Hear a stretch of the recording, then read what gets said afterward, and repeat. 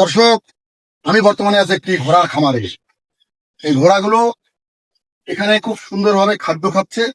এখানে কয়েকটি ঘোড়া রয়েছে, ছোট বড় সুন্দর ঘোড়া রয়েছে এবং এই ঘোড়াগুলো এখানে খাদ্য খাচ্ছে।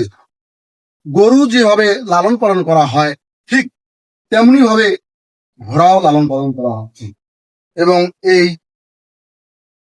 খড়গুলো এইখানে স্টেপ বাই স্টেপ খড়ের বক্স করে দেওয়া হয়েছে, যা ঘোড়াগুলো এক একটি ঘোড়া এক একটি বক্সের মধ্যে খাদ্য খাচ্ছে।